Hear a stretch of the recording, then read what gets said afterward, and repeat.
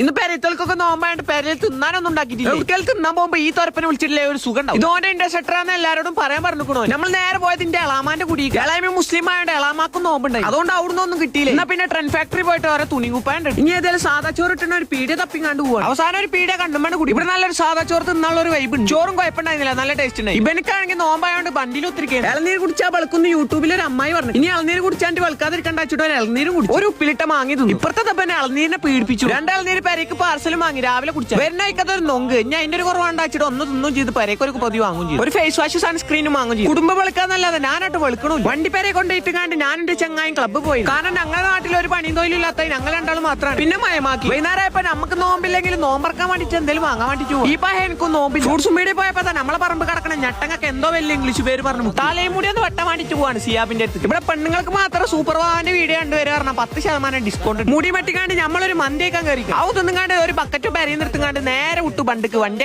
അവിടെ ചെന്നപ്പോഴേ എന്നും പണ്ടില്ലാത്തൊരു വയൽ ഒന്നും നോക്കിയില്ല. പെര ചെന്നുകാണ്ട് ഓസിട്ട് വണ്ടിയാണ് ബാക്കി നാളെ